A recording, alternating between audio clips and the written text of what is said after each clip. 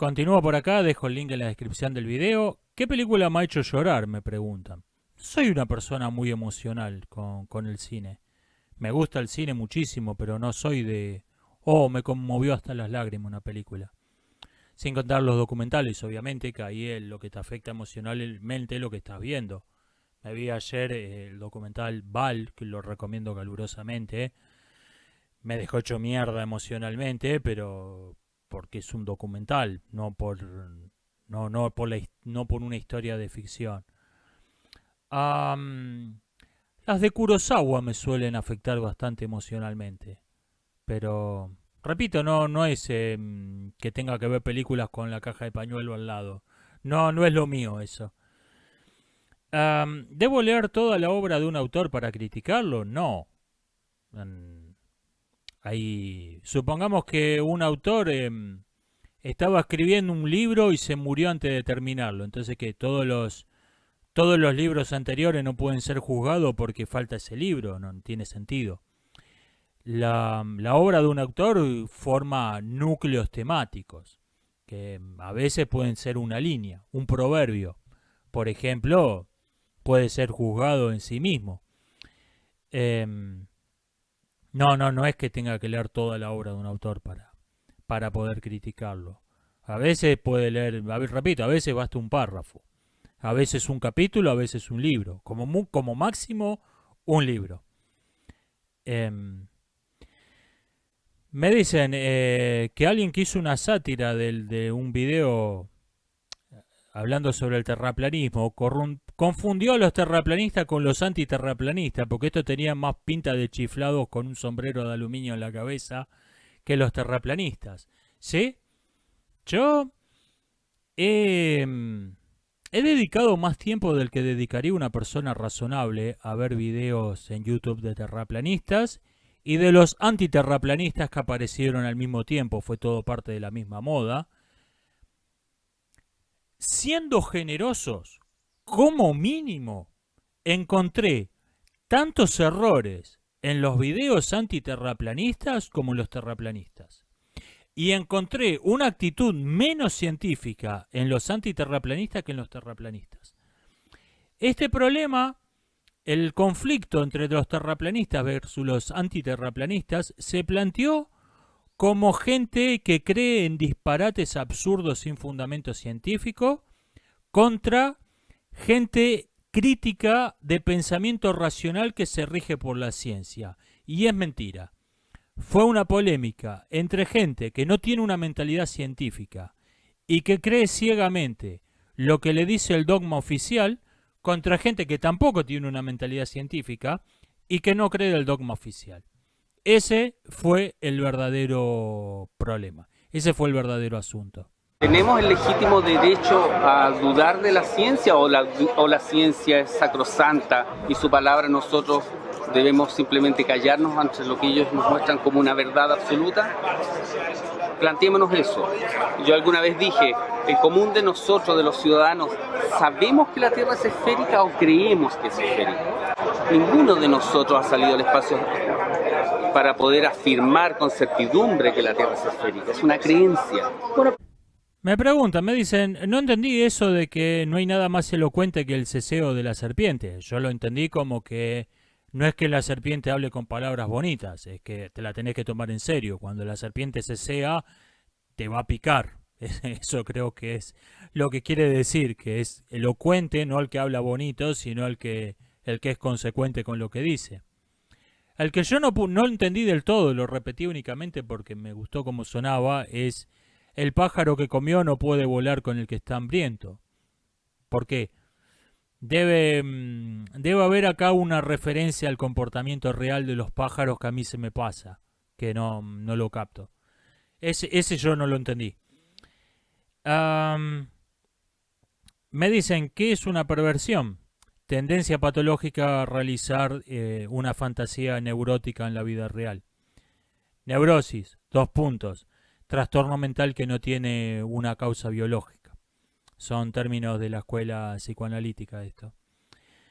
Me comenta alguien sobre la desconexión de la realidad que hay al estar discutiendo cosas como el etiquetado frontal en los productos, un proyecto de ley en Argentina, habiendo un 60% de pobreza.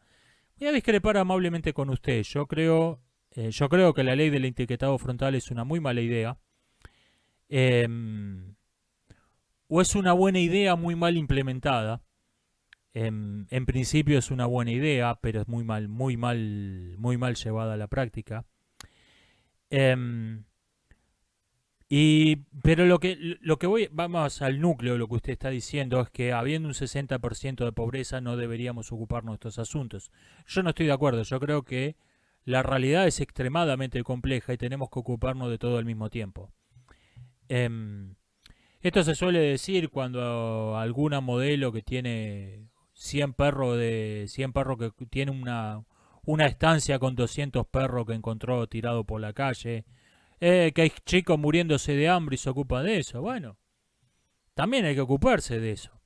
Yo no estoy de acuerdo con esas críticas. Yo creo que la realidad es extremadamente compleja y nos tenemos que ocupar de todo al mismo tiempo. De lo más importante y de lo menos importante. Tenemos que ocuparnos de todo. No es que, ok, hasta que no solucionamos del todo lo más importante, no nos vamos a ocupar de nada más. Estaríamos cazando mamuts con esa filosofía. No estoy de acuerdo con esto. Entiendo su punto de vista y por eso le digo discrepo amablemente con usted en esto. Yo creo que hay que ocuparnos de todo, del etiquetado de los productos y del 60% de pobreza. Hay que ocuparnos de todo al mismo tiempo porque todo se nos está presentando al mismo tiempo. La realidad no te dice, mira, te voy a dar primero con el garrote más grande y después te sigo dando palo más chico. No, la realidad te tira todos los palos juntos. Entonces tenés que ocuparte de todo al mismo tiempo, de lo grande y de lo chico. Me preguntan a qué me refiero con que el Imperio Español fue inconsecuente con el sistema de castas. El Imperio Español estableció un sistema de castas en las colonias en América y no lo justificó en nada. A diferencia del Imperio Británico, que tenía su teoría racial y la migración se produjo mayormente en familias completas.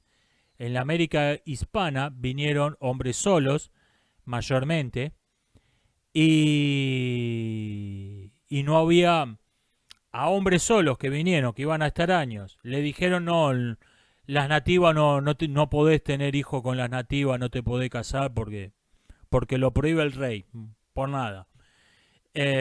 Obviamente esa ley no tuvo el menor éxito.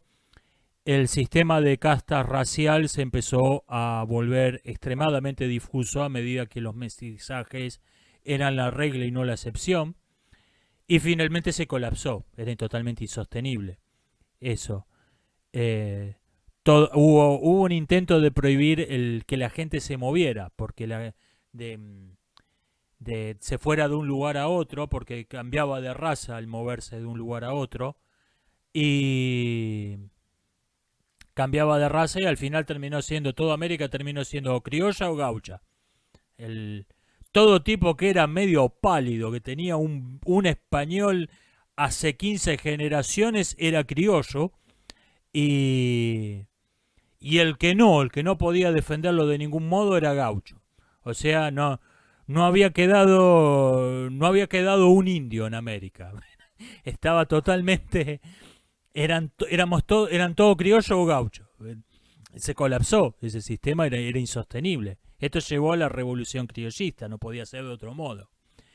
Esto no ocurrió en el mundo anglosajón, en la América anglosajona, porque la gente, como el sistema de castas racial estaba establecido no solo por ley, sino como religión, por la religión puritana, la gente no se cruzaba. No había mestizos. Y por eso incluso después de la independencia quedaron un montón de secuelas del sistema de castas que duran hasta el día de hoy. Estos problemas duran hasta el día de hoy. en contra de... Hoy en día es insostenible. Lo que pasa es que el mestizaje fue mucho más lento. Hoy los norteamericanos están tan mezclados como estábamos nosotros en 1810. Fue mucho más lento el mestizaje porque el sistema racial estaba convalidado religiosamente en la América anglosajona. Y aparecen organizaciones como Black Lives Matter para intentar impedir que las políticas de segregación racial desaparezcan. No para, aunque pretendan ser exactamente lo contrario. Usen las palabras en un sentido neológico que no es el verdadero. Hablan de antirracismo, antifascismo, etcétera. Son fascistas. Son supremacistas blancos, esos tipos. Yo nunca entendí el chiste de que Antifa son supremacistas blancos con mala conciencia. ¿Dónde está la mala conciencia? Esos tipos son supremacistas blancos, punto. Creen que existen razas superiores e inferiores y que la raza superior se tiene que separar de la inferior. Son supremacistas blancos, punto. No le veo la... Esto es otro comportamiento típico de un culto. Mucha gente que cree que no se traga la doctrina, pero se cree la falsa historia de la doctrina, del culto. Se cree los fraudes históricos del culto. Y cree ver una ironía en que el partido del Ku Klux Klan esté tirando abajo estatuas de Lincoln. ¿Perdón? Yo no capto el sarcasmo, no capto qué es lo incoherente en eso. El partido del Ku Klux Klan salió a tirar abajo estatuas de Lincoln. Ajá. ¿Y qué esperaban que hicieran? Es el partido del Ku Klux Klan.